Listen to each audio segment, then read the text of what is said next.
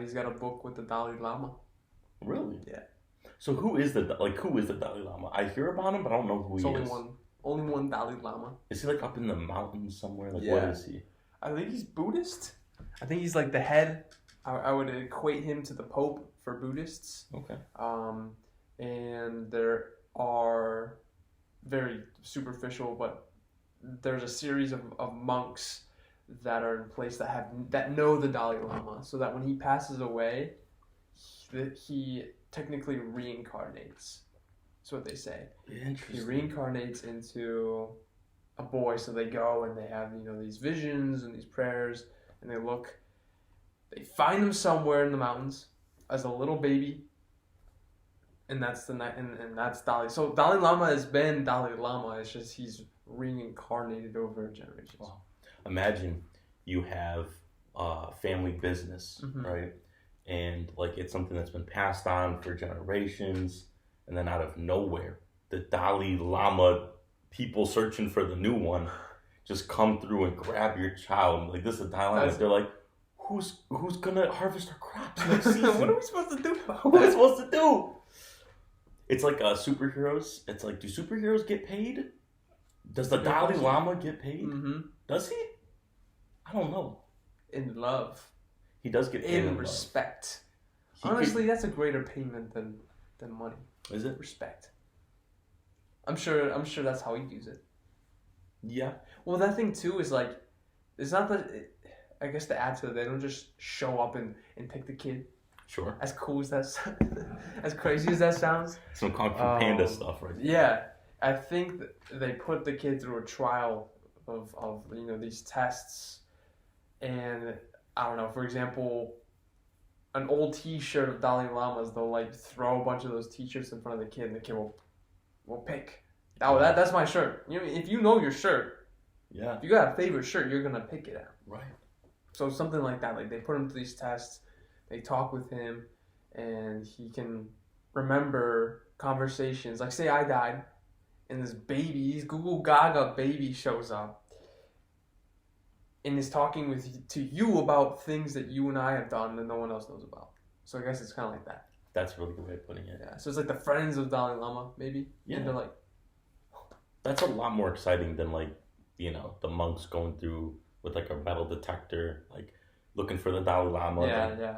Beep beep beep beep beep. beep. There he is. There he is. There he is. We got him. It's the heart. It's the heart. It is the metal heart. detector. Yeah. It is interesting, obviously, from our faith's perspective. I would say reincarnation isn't there, more so, at least from my angle. Yeah. So it's like, I don't know, but at the same time I can respect it because it is very cool to think about that. It is. To me, what I've always wondered is, it's like, how people's like what we believe is like sometimes God will speak through other people, Mm-hmm. or they'll show you exactly what you need when you want to Sure. see it, or when you least expect it, or signs from God. It's almost like what I always imagined reincarnation equating to for some people is almost like a sign. Like maybe this next reincarnation of Dalai Lama will do something, and it's like, wow, it's like a sign of God that this is that same person. Yeah. But is it actually? And what it really comes down to is like, how much do you want to believe literal context? Was the world really made in 6 days? Like do you really want to believe the literal, or what did Jesus say? Like, I will raise this temple in 2 days or something like that. Mm-hmm. Yeah.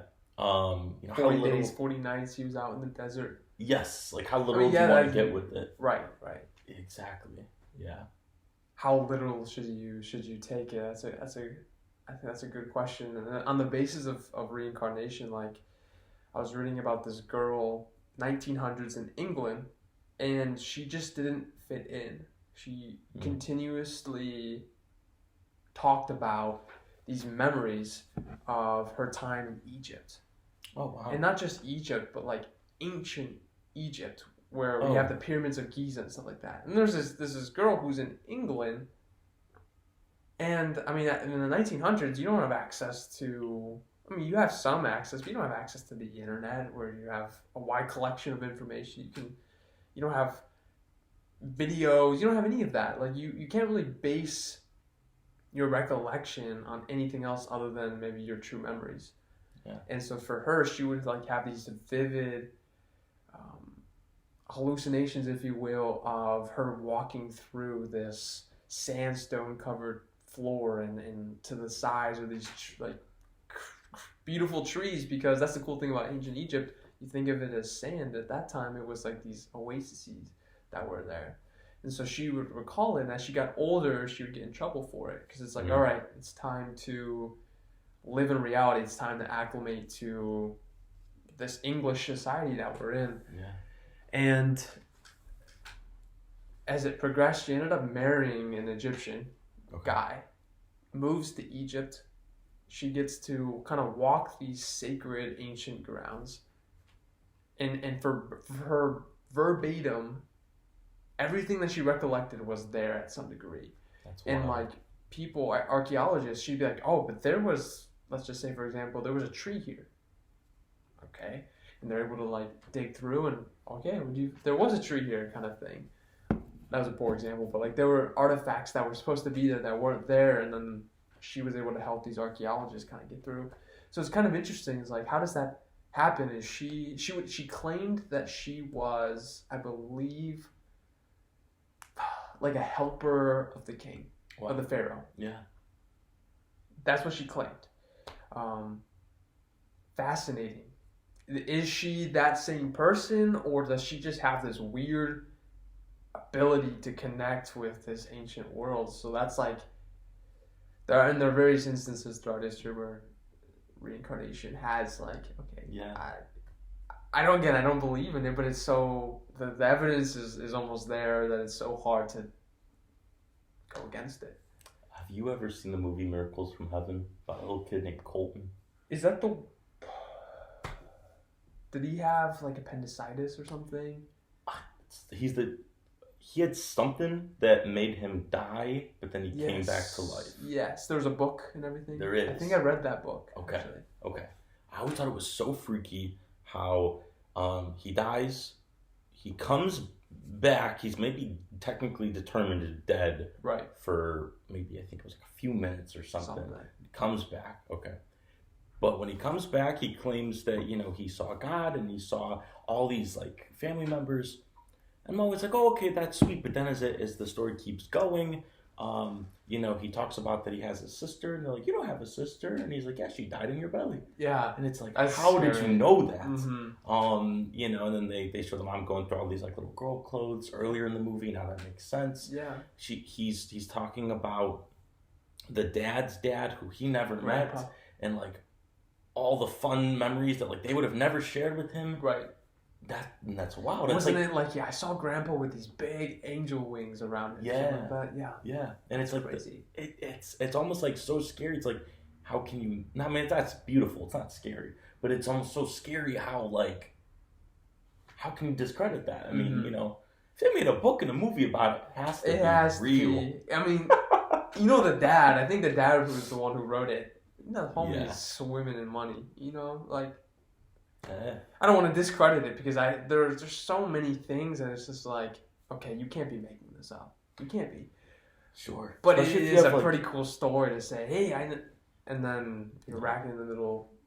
Racks in the middle with money. Racks in the middle. There's a cool part in the book. I'm not sure if they showed it in the movie, where he claimed that he saw Jesus, and there was this girl who kind of experienced the same thing as him, where she was proclaimed dead for a little bit, comes back to life, has this heavenly experience, and she was extraordinarily gifted in painting. Like, she could recreate this room that we're in, line for line, bar for bar, have the exact same tones. Obviously, the skill involved in that too. Like, she could have this room down. And she paints these recollections that she had from heaven, and she painted Jesus.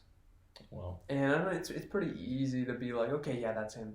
I guess Colton saw her painting of Jesus and said that's exactly what he looked like.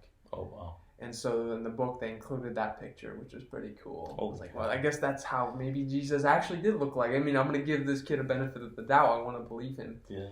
So I thought that was just mind-boggling. Like, wow, look at that. And like I have, whether it be like cousins or just other little people that I've met, little people, of course, being kids, that they're so, maybe it's a generational thing, I don't know, but like wishy-washy. Like, you have their focus for 3 seconds and they're on to the next thing. Yeah. And if it's not that they're on to the next thing, it's like, or like they change their mind. They're very, what I've noticed is like kids aren't firm. Okay, maybe your favorite superhero is Spider-Man. Guarantee though, next week it's going to be Superman or somebody else. Something else. I mean, whether it be like a cousin that I'll see, one day he's into the Flash, next day he's in Teenage Mutant Ninja Turtles. And like me, we all go through those phases. Yeah. And like, yes, Star Wars has been the biggest constant in my life, but you go through phases, and even your thoughts, they never really stayed the same. To have a story like this, where the kid isn't so wishy-washy, and he clearly knows as if he knows right from wrong. Yeah. There's a very clear line between what's right and what's wrong, and you don't really start mixing up the two until you get maybe into your teens and early adulthood. But with him, it's very clear about this is that and that's that. Yeah. So it's exactly as how that's what I saw. That's exactly what I saw. And at that age, that must mean something. Yeah. And it's the sweet things. Again, it's like, I saw my sister. What do you mean? What do you mean? Like those are those details on how in the world did he actually know that? Yeah. And yeah, to your point, I just remember growing up being wanting to be a firefighter one week and then an astronaut the next week. A doctor, a professional basketball player, then football player, then soccer player, then I tried baseball for a week and I loved it, so I wanted to be that. So there is that appreciation of that. Like, it's not wishy-washy, it's just more so like you're just continuously exposed to the world and life around you, that it's just like this new, you keep experiencing new. Whenever you do that, you get excited. Yeah. So shout out to the little people, shout out to the little kids. There's a level of funness and innocence, creativity. So shout out to those little people. Yeah. But now that Colton kid is probably like our age. So I'm curious to see, now that he's kind of developed the conscious. He would be a really interesting person to do, like, I don't know, these interviews and all these spots, or sure that he's made Good Morning America appearances and things like that. But yeah, he's either A, he's a motivational speaker, B, he's some sort of community member in the church and makes money through it, or he like works at a gas station. Like, I don't know if it has to be one of the three. Right? It could be other things. He peaked so early. Yeah. So early. What else are you supposed to do? What else are you supposed to do? Do it again? Go again? So we talked to a roommate, and when we have him on, I'd love to ask him about this. He said that I went skydiving.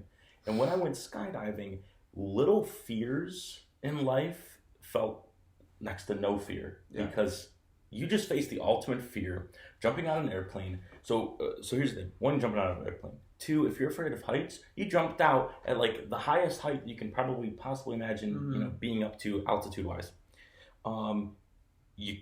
And there's a decent chance you could die, and there's 50,000 things that could go wrong, whether it be with the plane or the gear that you're wearing, or just your chute. All right, a lot of fears. So when asking, more about him, he's like, yeah, so like the fear of turning in like an assignment late, that's not a fear anymore. Yeah. And you hear, Formula One drivers talk like they're essentially fearless because they come close to death every time they hop in their car. So in this case, you went to heaven. You saw the pearly gates. You saw God. Modern day life is just going to feel so bland because the beauty of what that holds. There's that song, I Can Only Imagine. Yeah. There's, I don't know how to describe it. You said like even to the colors that he saw, they're non-existent here. Yeah, that's wild. All the colors that he saw were unimaginable in comparison to just the colors that we experience. It's probably as if seeing this world in black and white. That's how bland, to your point. Oh, that's a really good way of looking at it. This world that we're walking on is. We're watching black and white movies and homeboys doing the IMAX 3D color grade experience. Yeah, Dolby Atmos with the recliner seats too. Yes. He doesn't have to wear the 3D glasses. It just comes at you. In those movie theaters that they bring you the food on top of that. Oh my gosh. He was living it. He was living it all. I mean, I guess I could ask you, what is your favorite memory growing up? Which I actually would love to hear about. But oh wow. What is your favorite memory growing up? And you can recollect it. And say you were 8 years old or something. Yeah. You can recollect the feeling, the sentiment, some of the big events maybe that your mom or your dad or your brother or your friend, whatever the memory is. But I can guarantee that you can't remember what you did exactly when you woke up, what you did just throughout the day, through the script, into the end of the day. You can't. I don't even remember all the little details of yesterday. 100%. So it's tough because I would assume this is right up there with his favorite memory. If not, it should be his favorite memory. If not his favorite, definitely his most impactful. I mean, he went to heaven. So like, if my favorite memory is I went to Disney World, that's no comparison to heaven. Like, of course, I'm gonna probably remember heaven a little bit better and a little bit more distinctly than Disney World, but as he's getting older, I'm sure some of those memories are fading. For sure, yeah. And I've told stories before, and I've told them in one way that are completely accurate. Mm-hmm. They're not wrong or anything. There's not something I'm fabricating. But then a few years later, I've not told said person that story, but you'll be with me, or my mom's with me when I'm telling the story. So I tell the same story, but it's 3 years later, so like the details, I remember them differently. Again, they're not wrong, it's just I left out certain details I didn't say the first time around. Mm-hmm. And it, like, you never get the same version of the story, the same every single time. Mm-hmm. But do you want to start with your favorite memory? Do you have it off the rip? I don't know if I had one. I guess I brought it up to make a point, but yeah. I do.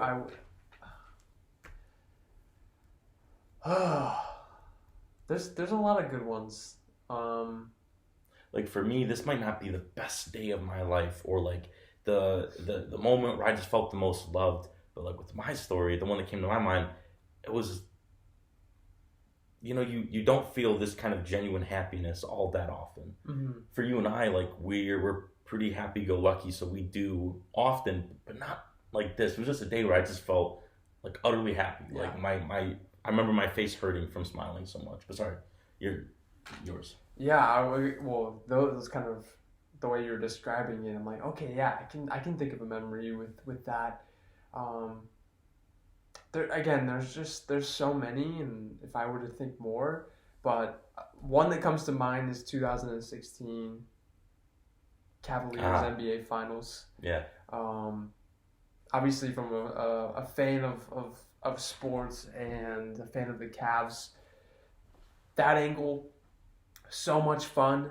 You think about the city of Cleveland and all the things that they've endured, and I'm 21 years old, about to be 22. The things that I've already endured is more than some other fan bases in their lifetime. There's just a lot that goes on in the city of Cleveland in regards to their sports. It just means so much, and it's unfortunate that the teams never do as well as perhaps others do. And so it was a 52-year title drought going on in Cleveland, which you know as being from Cleveland.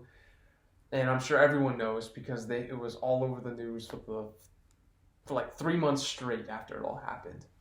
And so to have that weight of, holy crap, our team is actually good, LeBron is back. It's been a couple tough years. The Browns stink. The Indians at the time actually were pretty good, but typically aren't that good. And on top of that, we're playing the best basketball team of all time. We're down 3-1. This is true. Of course we're not going to win. Of course. It's just, of course. Yeah. Like, unbelievable. I can't believe this. Unbelievable. I can't win. And it's just the level of, you can build the most suspense in a movie, but it's different because it's like, you can argue that finals was scripted, but a movie's suspenseful, sure, but it's scripted to be suspenseful. That was just naturally, like, you can't do anything else about it. It was naturally suspenseful, being down 3-1. And so for them to come back and win it the way that they did, Cavs not playing with a full deck either. Yeah. Based on players Correct. They had and injuries and whatnot. It just was unbelievable. And then again, having the love for the city, seeing people that summer, there was just this level of excitement. Yeah. That, and being down here in Cincinnati, I've described this to other people. It's like that. I don't know how to recall it. It's just a level of excitement in that city. 2, 3, 4 months afterwards, you can walk into a convenience store and it's the dude's like, "Hey, how are you?" And like that's a typical Midwestern thing, but like there's just an extra level of happiness there, and it alleviated a lot for the city. It was just so much fun seeing an NBA title trophy paraded through the streets of Cleveland. And then the second one is just really quickly, you know the story, is finding out the adoption of my little brother Samuel, because at that age, we wanted to adopt, and it was a long process as adoption is. And finding out and seeing a picture of him, it was just wonderful. And then actually adopting him too, actually seeing him in person, so much fun. Like it's that's my little man. So those are two very special memories, and then again also added to experiencing it with my dad and my grandpa, my family members with the Cavs, and family again with the adoption process. So family usually triggers some really good memories. For sure. Real quick with the Cavs, I remember too, like the next day, well, first of all, that's probably one of the greatest memories I've had with my dad. I mean, those last few minutes, I've never seen so much excitement and build up and hype of that final Game 7. And I think it's because you do there is a lot of letdown in between. So those little triumphs are always exciting. But with basketball, there's so many baskets that are had a game. Yeah. You don't clap for everyone like you would a touchdown or a soccer goal. Right. It's just kind of like, oh, okay, nice. But you always, like, not you, but like in general, people flip when like they don't make one. Yes. But with the Cavs, I remember like ever since from being down 3-1, every basket, I feel like my dad and I would cheer just because it was, you needed it that bad. Yeah. That's a great point. That's the really fun thing of playoff basketball. It's so many baskets in a game. It brings a level of intensity and excitement to each basket. He scored a layup. I don't think I've ever extenuated myself as much as I did when just some random ass Iman Shumpert scores a layup. That's a really good point. I think about Bill Burr. He was on Conan O'Brien, and he had this great. It's a YouTube clip, and it's like Bill Burr rants about sports. It's like 12 minutes long, and it's this great point he had, and he's like, "I hate Super Bowl parties." You've seen this one? I don't think so. Okay. He's like, "I hate them."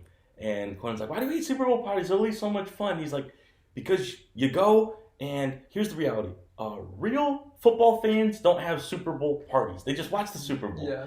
When you go to a Super Bowl party, people care about the food. People talk about the commercials as they're chewing the food. Oh, that was a good one. And meanwhile, you're locked in to the game itself. Mm-hmm. Something that you've been there for all the games in the entire season. Is it 16 games this season? 14 games? It's 17 now, but it's always been 16. Okay, so I guess at that point in time, 16 games this season, now 17. You're not just watching your team throughout those games. You then have the playoff games as well. Yes. And then if you're watching other teams, this is a lot of football leading up to this moment, and there's a dude talking about how good the commercials were, and you're like, this is the pinnacle sporting event just for this team. Mm-hmm. But in reality, though, there's a lot of people that, I'm one of those people. I don't watch a lot of football, but I make sure I watch football the Super Bowl every year. Sure. Sit down and you watch the Cavs versus the Warriors, and you don't care about either team, and you're just sitting there and be like, oh, nice basket. Oh, that was a good commercial. And then, meanwhile, people you and I were like, we need this so bad, and we're flipping out and freaking out. It's just kind of funny thinking about the amount of people that were like, oh, yeah, I watched that game last night. It was a good game. It was a good game, yeah. Yeah. This is going to be a really long time I'll be realistic here. Before my Cleveland Browns ever make the Super Bowl, so it's always been I'm just watching this game, two teams. It's every sport. It's hard to make a championship, to a championship game or a series, whatever the case is. NFL is the hardest league to win in, and there's just so much luck that kind of goes into it, whether it be with injuries or many instances, unfortunately, referee calls. The wind was able to take this football that they kicked for a game-winning field goal just right, and they missed. And it's because of the wind. So there's a lot of complexities that go into that. It allows me to appreciate the Super Bowl. And to your point, it's been, I think now also being in college with Super Bowl parties. I mean, for us growing up, I feel like Super Bowl parties have been kind of a family event, and now I've been exposed to the more other side of the commercials, and we're talking about everything else but what we're actually here for. It's kind of like what St. Patrick's Day is now. It's like, I don't know if I'm assuming St. Patrick's Day is a Catholic holiday for St. Patrick. Half the people I know are not Catholic, and they're on all green, and they're wearing leprechaun suits, and it's to celebrate something else other than actually the St. Patrick's Day. I think the Super Bowl just provides people with another opportunity to just celebrate and have fun, which I'll give them credit. But also the Bill Burr's point, I don't care about that commercial, man. I do not care. But I think you and I have a very cool halftime shows are fun. Yes. There's the extra one when The Weeknd performed in Tampa Bay. So, but we digressed. Your favorite memory? Yeah, so this one might not be like ultra important in Vincent's timeline of just like events that I've lived through or moments where I just, again, felt the love. But this was one of the moments I just was so happy. And I always go back to it. And Disney World, 2008. It's funny because we were talking about Disney World earlier, and I was like, oh man, he already knows. 2008, this is well before Disney has bought Star Wars, but Lucasfilm still worked with the Disney parks because they had a ride at MGM/Hollywood Studios, that being Star Tours. So I think it was 2008. No, I'm sorry, 2007. So when the Clone Wars first came out, they started Star Wars weekends.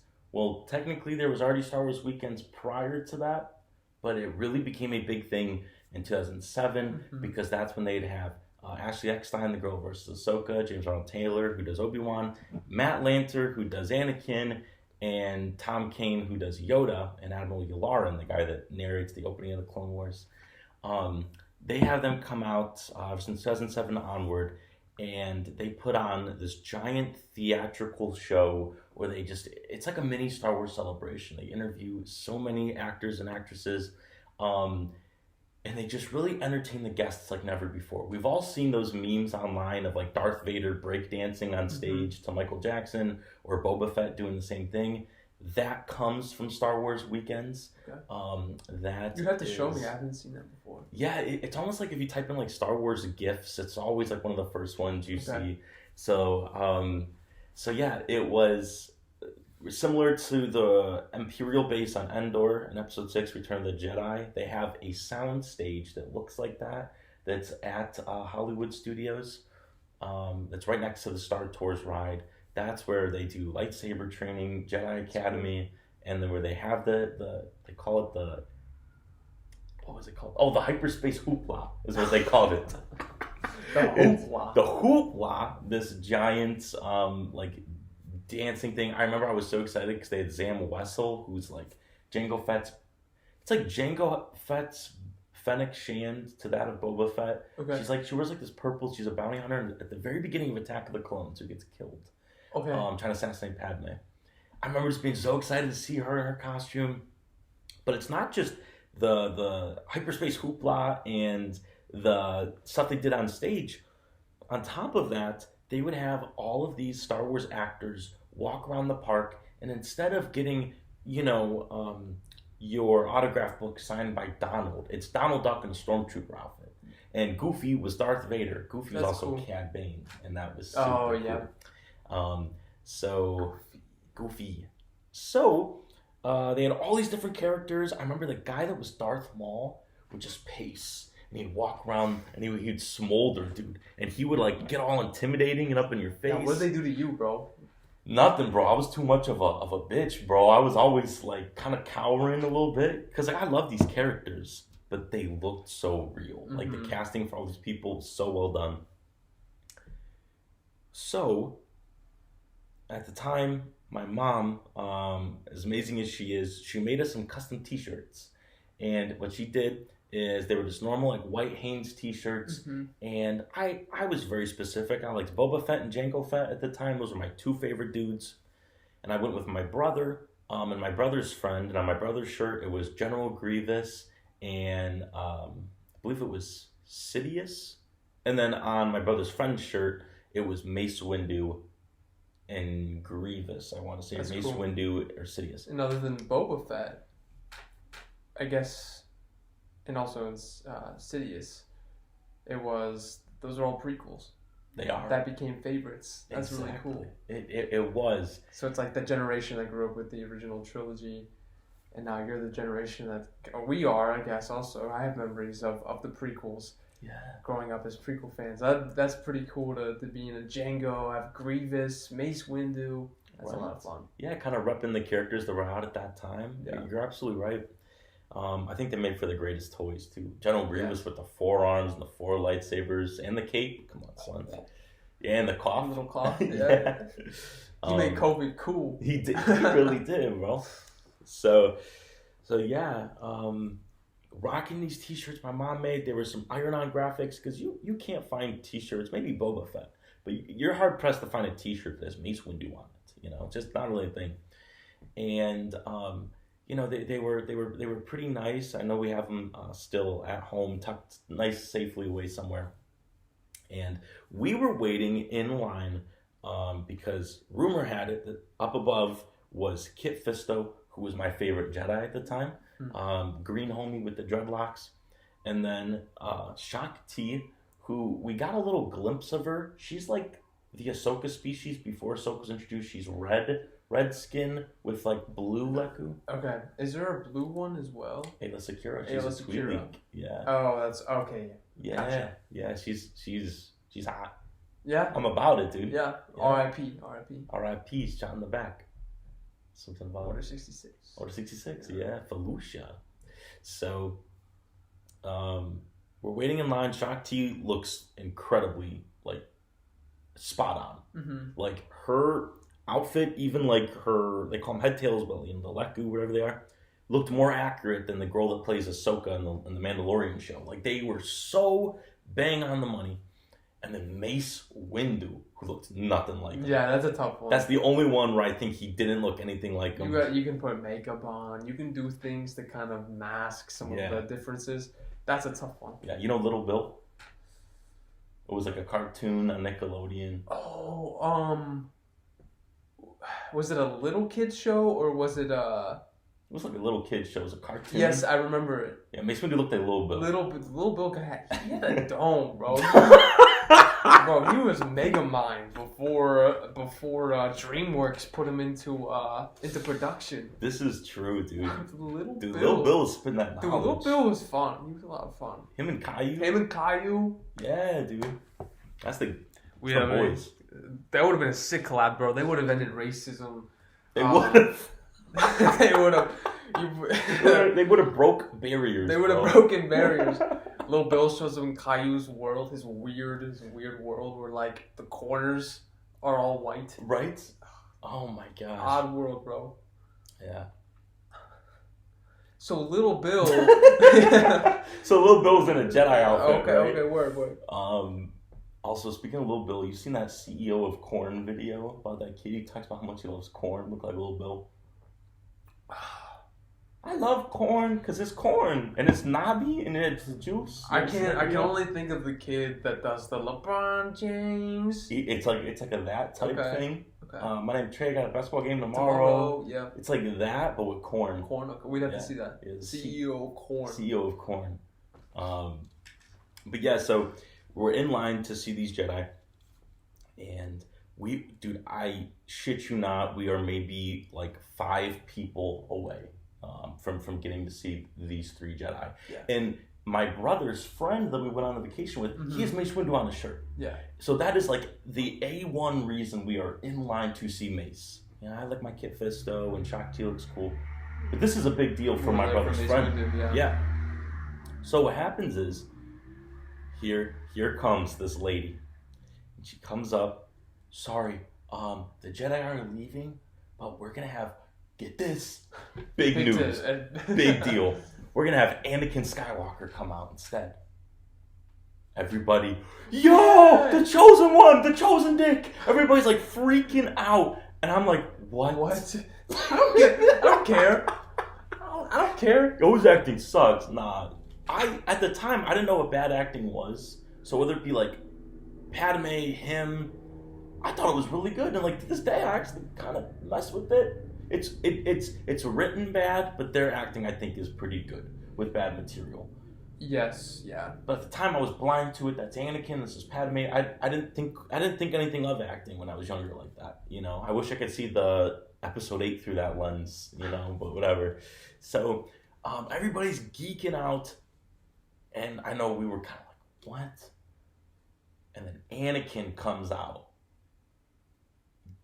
Doesn't look anything like him, but like he kind of passes as him opposed to Mace Windu, right? And he's so baller, dude. He's walking through. Look at all these kids, mind you. That's a little freaky. It's episode 3, Anakin. He's staring at all these kids, bro. Yeah. A little freaky. Okay. We know how this ends. We know how this ends. We know how this ends. He's walking through. And he's just doing one of these. She's too cool for school. Smoldering again. Mm-hmm. And he's pacing through this whole line. Meanwhile, we're like, Anakin. Like, everybody's geeking out, right? And he gets close enough to us, turns, excuse me, and gets our attention. Whoa, Anakin's talking to us. Your shirts are awesome. Matter of fact, I want to get a picture with you guys right now. Tell you what, we're just going to hop the line. We're going to get a picture with all the Jedi. Yo, what? The photographer tells us, this has never happened before, tells us, enjoy this moment because you are the only one in the park that's going to get a picture with all 4 Jedi. This has never happened before. And maybe that's cap. Maybe this happens all the time. But I guess that's Disney's way of just making you feel so special. Sure. And clearly it worked. Here we are. I've lived 21 or 22 years now.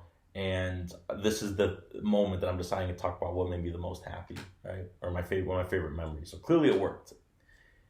And it's Anakin Skywalker saying, you know what, we're going to grab a photo with all 4. It went from a, really, Anakin? Come on. Like, give me my boy Kit Fisto, right? I want to pose with my boy. And instead, it turned out to be something awesome. Mm-hmm. And to this day, I actually have that photo in my room. Yeah. It's my most prized Star Wars possession because it's the only one that you can't buy. It's like, it's truly one of one. Yeah. And like, I have pieces that are numbered, like number 78 of 2,500. And like, yeah, there's no other number 78 out there in the world, but even then you can buy one of the other 2,500. You can't buy this ever again. And I'm so happy that my mom did buy the photograph. And it's so cool, dude, because Shakti, I'll never forget this. I wanted Kit Fisto to like put his hand on me, you know what I mean? Pose with me, do one of these, but with Kit Fisto. But instead, the way the placement of it all, I got placed next to Shakti. And again, it was one of those moments of, oh, really? I want Kit Fisto. I'm mad ungrateful in this moment, dude, but looking back, it was great. Shakti's hand, can I demonstrate? Please. So Shakti, perfect fingernails, by the way. Like is it called a pedicure? Sure, yeah. The pedicure on this girl, ridiculous. Or is it manicure? It's one of the two. Oh, I don't know. One of them's the toes, one of them's the fingers. In this case, it was the fingers. Pedestrian. You know what I'm talking about. Pedicure, foot, manicure. Manicure. Thank you, son. Put it right here. So I got touched. You got the cuticles showing and everything? Yeah. or lack of them cuticles. Right. You know, current day Vincent would much rather be next to Shakti than. Oh, dude, modern day Vincent would be a dog, bro. I would be, dude. I would be doing weird poses with Shakti. Yeah. I wouldn't be doing one of these. I'd be doing all sorts of things. Yeah. You know, I'd be grabbing them like dude. Yeah. And braiding them. Yes. Yeah. Helping her out. Can they be braided? Would that hurt? That would hurt. Is it actually part of them? It is. Yeah, it's not hair. It's not like hair. Yeah, that would hurt. It's like braiding our yemus together. It's like someone. Do you imagine? Oh, what? Our yemus? Isn't it? What do you call that? Hey, bro. Oh, your weenus? Yeah. I was like, wait, your what? No, bro. Your weenus? Yeah, that crap. That yeah, we know what you're talking about. Yeah, that crap. Yeah, that's a one waste of skin, bro. Little weenus. Look at the. Isn't it true? Like that shit. Yeah, right. That shit's stupid. If you like squeeze it so hard, you can't feel. I can't feel anything. I can't feel. Yeah, dude, you can stick a safety pin right up through that. I wouldn't feel it. I would get a tattoo right here. Yeah, if I had to get. If I had to get a tattoo, I would get it right there. Because I wouldn't feel it. That's or piercing. Although I'm sure it's. I mean, if you think about it, here I am flexing. Now the weenus is stretched. Yeah, now it would hurt. Because in the moment... Yeah. Because in the moment, you would have to do this. So would it be like... Is it like touching her weenus? Okay, yo. I'll take that out of context. You know what I'm talking about. I know what you're talking about. Yeah. I'm imagining it's something like that. I'm curious. I'm like, what?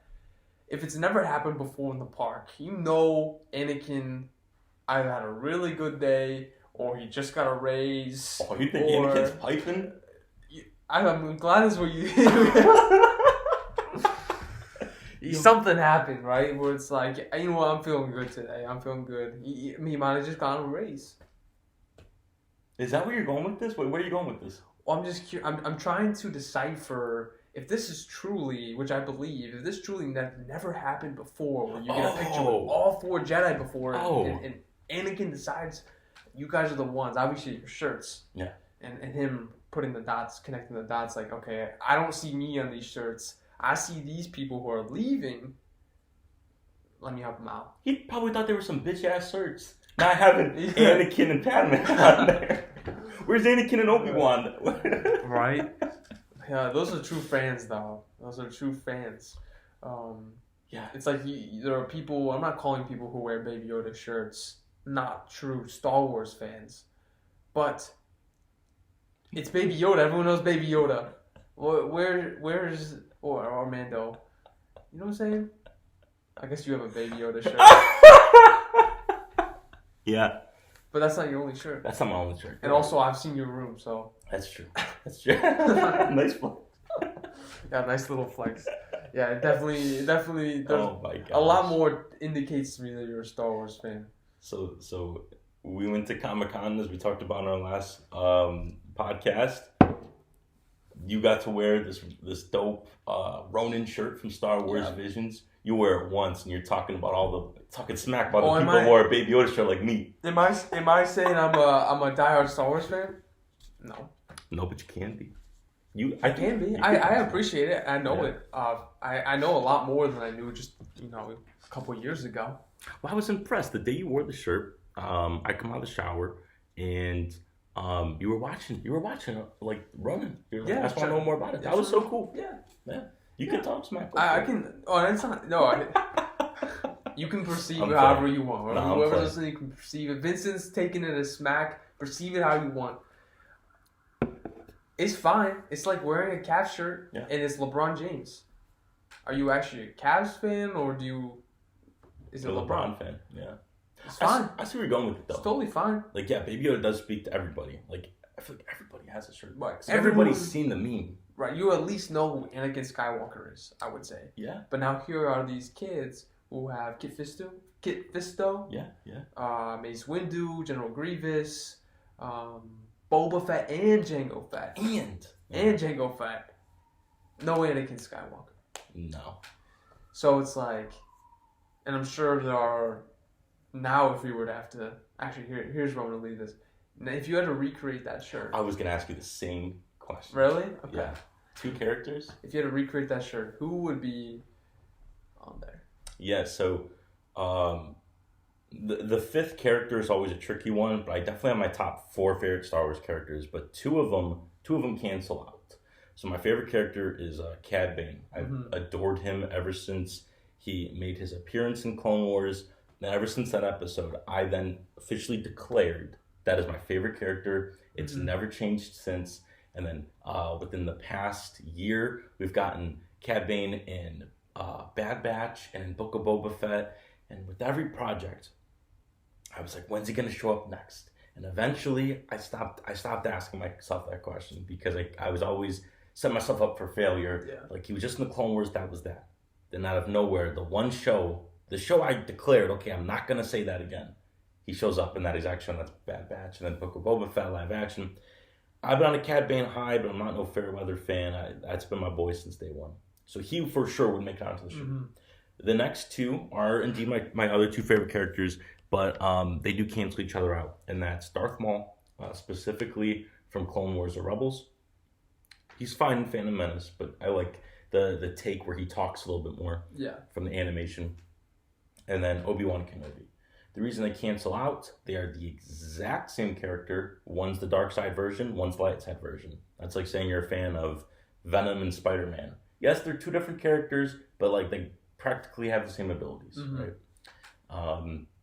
Or I guess not Venom. Maybe it's like Black Suit Spider-Man versus normal Spider-Man. Hulk and Red Hulk. Exactly, 100%. So those cancel out because I wouldn't want to do Cad Bane and Darth Maul. I'd rather do Darth Maul and Obi-Wan, like to show a perfect inflection of both characters, a yin and yang. So I'd probably then do my 4th favorite character, which is Enfys Nest from Solo. That's cool. I'm a big fan of Enfys. I think it's the greatest outfit in all of Star Wars. I think the girl that plays her is cool. I didn't really like her in Falcon and Winter Soldier. But I really like the role that she plays. And sometimes I like your morally gray, are they good or are they bad characters. Yeah. So I throw it to you, though. You said it earlier. Maybe you're not a diehard Star Wars fan, but you've been there through a lot of the projects. You've enjoyed a lot of this content. You've seen more Star Wars, especially in animation, more so than a lot of other people would. I'm thankful for that. Who would be your 2 favorite characters? Well, or which 2 would you want to put on the shirt? If you think of Star Wars beyond Baby Yoda, beyond Anakin Skywalker, it's Darth Vader. And so here I am. Oh, you're a fake fan, and that's obviously not what I was saying. But Darth Vader would be on one side, and Grand Admiral Thrawn would be on the other one. So, and there's a lot of other ones. For some reason, it probably would be Obi-Wan, who I like the most on the good side, if you will. Yeah. There aren't any rebels that I like. Oh my gosh, that guy's awesome. Oh my gosh, I love Wedge Antilles. Yo. Bro. Yo, eat your Wedge Antilles, bro. That sounds like a vegetable. What a man. What a guy. Is it a guy? Girl? It's a homie. Oh, it's a homie? Okay, yeah, word. That's cool. Wedge Antilles and Han Solo, Chewbacca, R2-D2, Leia, Luke. I love Mon Mothma. The leader. There's just, I don't know. I mean, we'll have to see. I don't feel like I can really connect with any of them. Yeah. I think sometimes it's too much like good, you know. Yeah. I love the thought process behind it, and that's where, to your point, the somewhat gray characters, the ones that are in between, there's more to them. They're not determined by what side they are. It's about them. It's about Enfys Nest and her morals and what she is about. Not necessarily that she's a rebel and now she's under this category. Not necessarily that she's part of the Empire and that's everything that she's about. No. I've noticed that not just in Star Wars but like in everything. It's your motives are directed by who you're under. So Director Krennic, he is Empire. So what would you expect someone from the Empire to act like and be like? It makes a fantastic character, but that's where those in-between characters sometimes add a little bit of freshness. Yeah. So I could really admire someone who likes Enfys Nest. I think Grand Admiral Thrawn somewhat breaks the mold, if you will. I do like the story that you shared with me about how, I mean, he is the only alien in his position in the Empire. And what took him to get up there is inspiring. And obviously, we see him up there and all the moves that he makes in Rebels, which is very, very interesting. I love the thought-provoking elements of characters. And then Vader's Vader.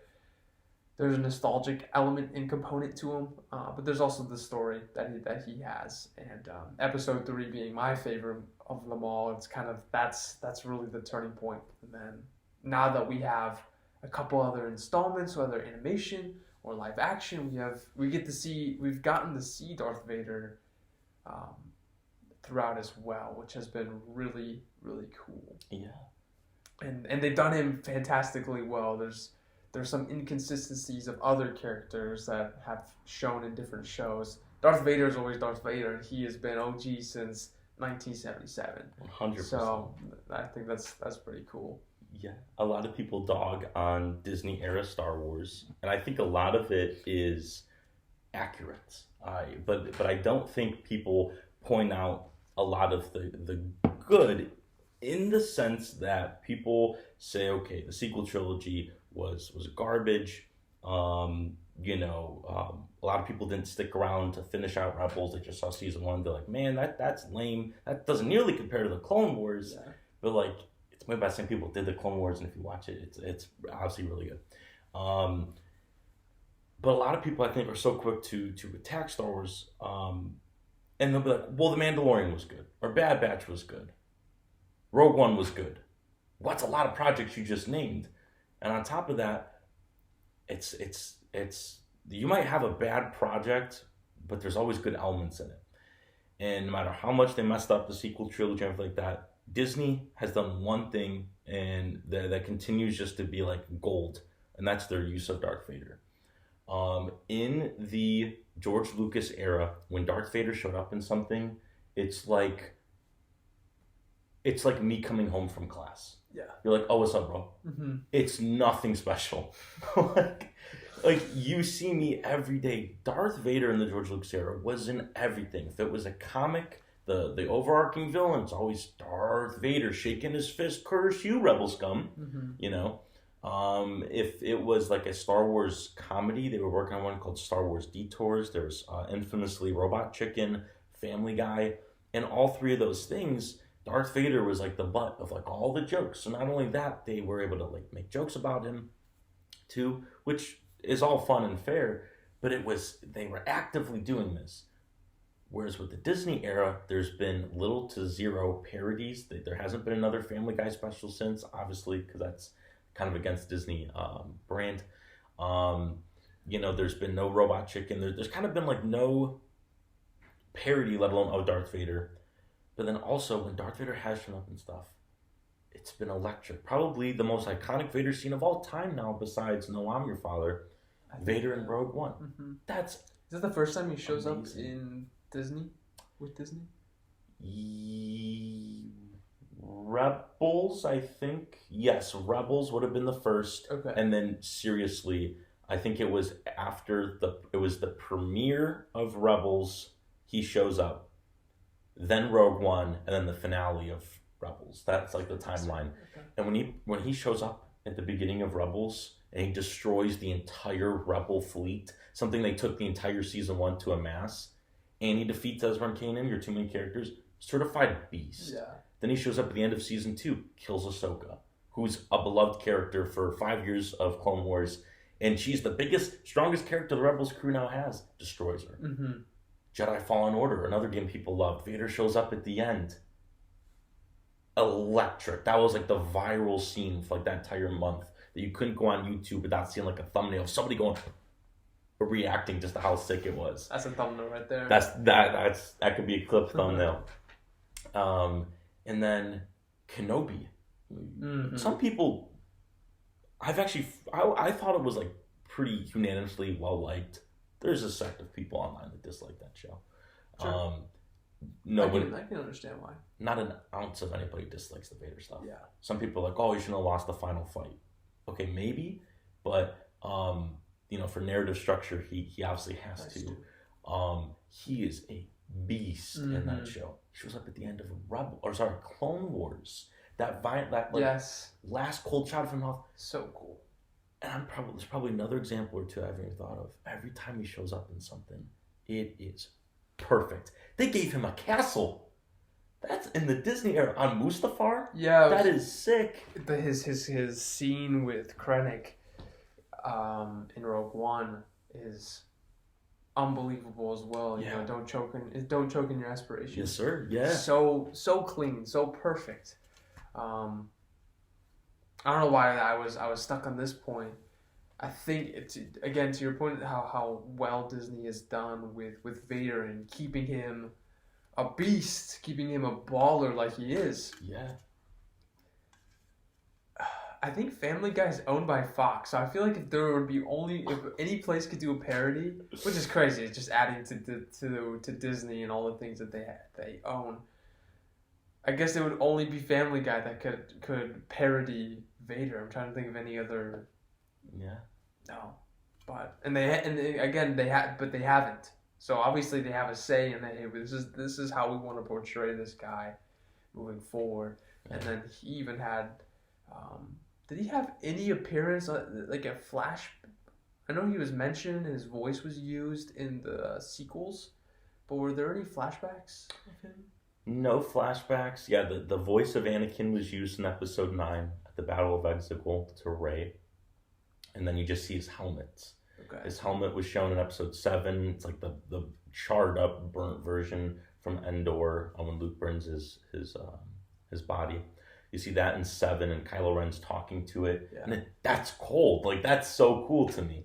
That, like, although the dude's been dead for 30 years, he still has a presence. Mm-hmm. And, like, that's like...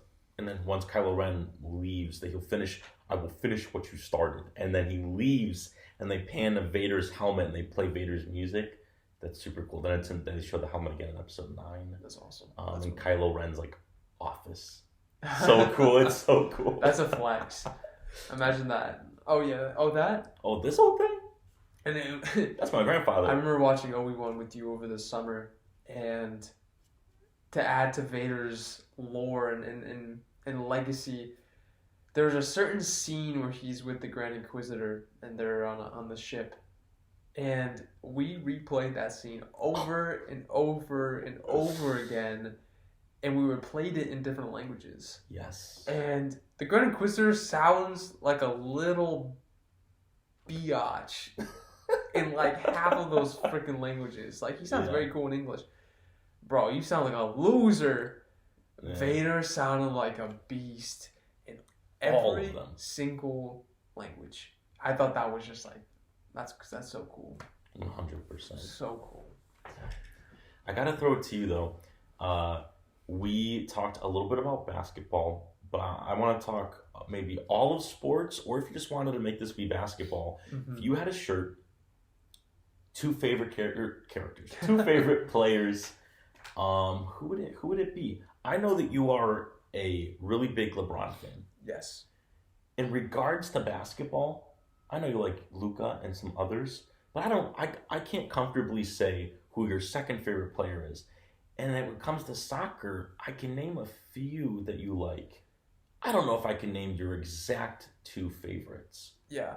It's up to you if you want to make them, if you want to do of all of sports, or if you want to break down the sports, which 2 players? Yeah, that's good. That's a really good question. Obviously LeBron has to be on that. And I'm just trying to think. Obviously there's a level of skill that elevates players in whatever sport they're playing, that makes their name well known in whatever sport. I mean, I'm sure the sport of pickleball, there are these very great players that if you're a pickleball enthusiast, you know who these people are. You might not know from any other community, since I don't know, since I'm not in the pickleball community. But there's always that person or those 2 or 3 people that when you talk about a sport, those are the people. F1, for example, we have Max Verstappen and Lewis Hamilton. And you have some OG names of Schumacher.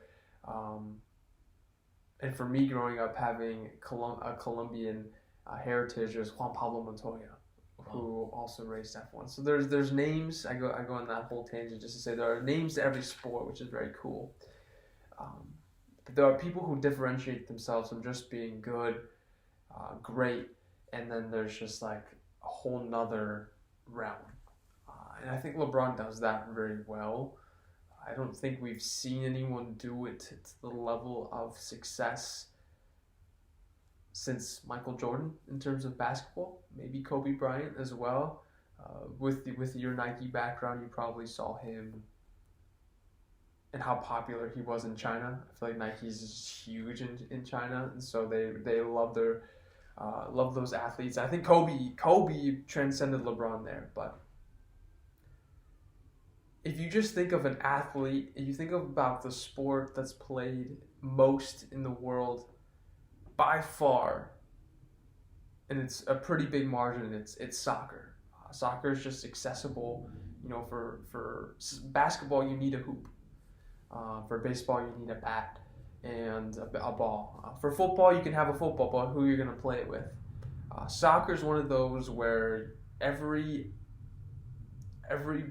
poor kid growing up, and this is stories that my dad's also shared, every poor kid, wherever you are in the world, you have access because you could just roll up a couple bags and put tape over it and use it as a soccer ball, and you can just dribble through it.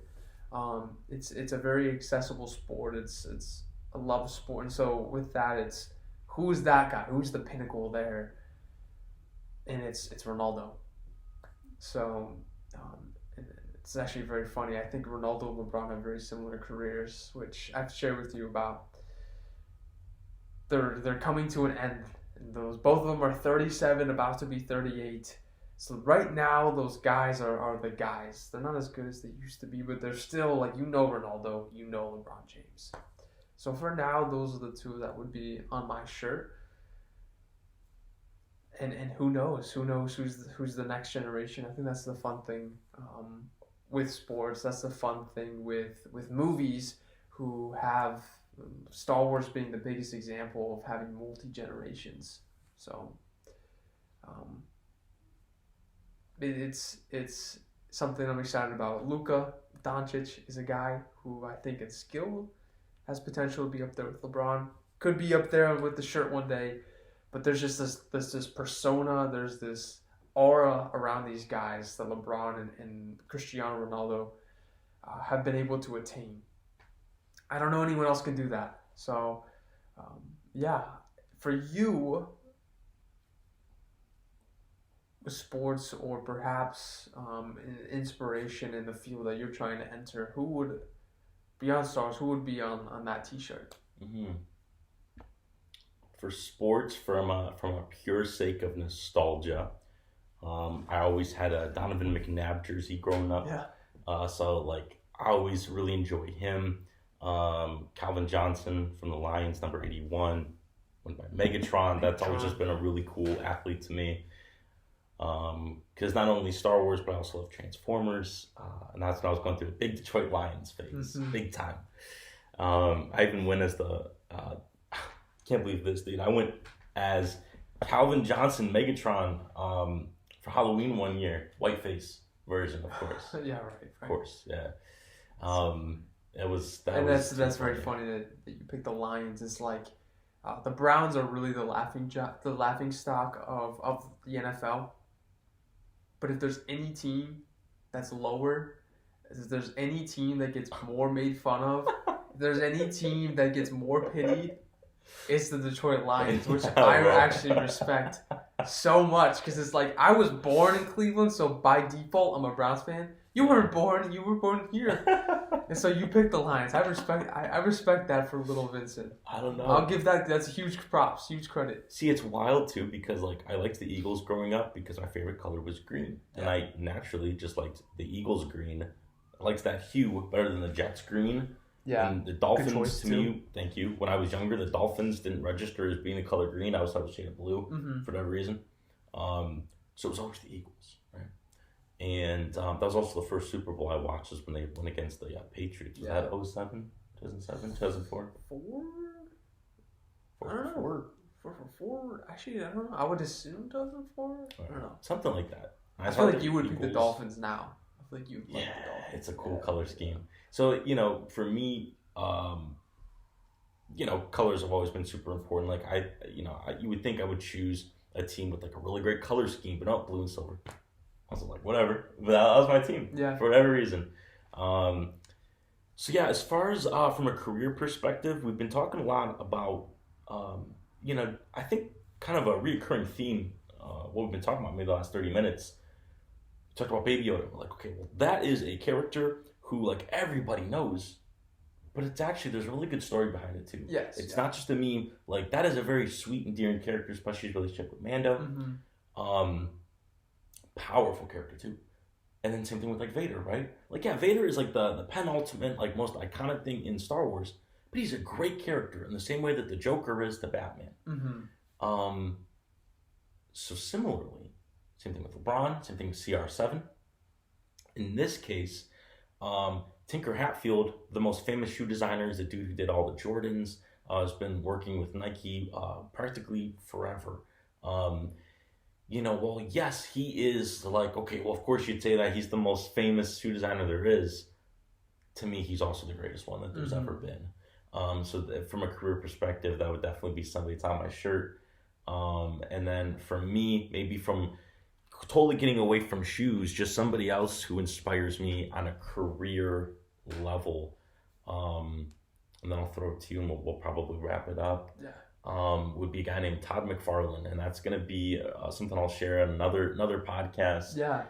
Yes. But he is a guy who started his own toy company called McFarlane Toys. He created some would call him a superhero. I would just call him a comic book character named Spawn. But Todd's also responsible for creating Venom and a lot of other famous comic book characters. And it's not even the characters he creates with the stories. It's him as a person. He has a really cool story. One that I could see myself hopefully one day measuring up to.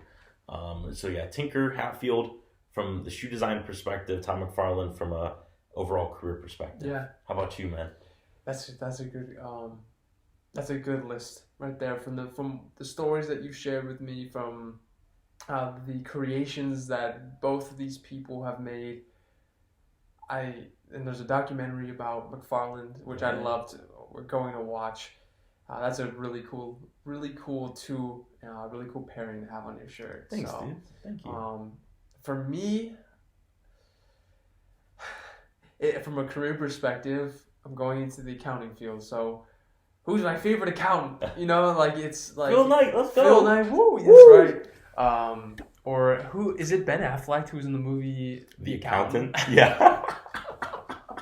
Come on, bro. son. You know what I mean, man. Yeah, bro. That's my idol. So it's like, I'm not gonna give these accountants bad raps. I mean, they're very hardworking folk, very fun people to be around. Many people give accountants a bad rap. They're fun to be around. They're fun. I went with a work friend of yours. Yeah. And I don't know if he was exactly in the accounting field of things. Yeah. Dude was a baller. Yeah. Yeah. Yeah. So, accounting's in the business field, and so you look at who's at the pinnacle, who's at the top of the food chain in the business world. That's a world that I don't particularly idolize. I appreciate being a part of, but the cutthroat, nitty gritty, screw everybody so I can get to where I want to go. That to me has never been something that I admire or appreciate.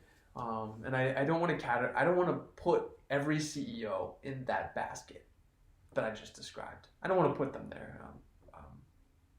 I want to give them credit, but there's the Mark Zuckerbergs, the Jeff Bezos, the Bill Gates, as great as his foundation is. There's just a lot of things where it's tough for me to pick.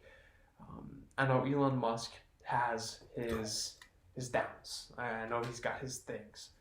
From a creativity, from a just drive to want to help the human race, to just wanting to, I have this idea, let's make it happen, and how he acts as a businessman, that would probably be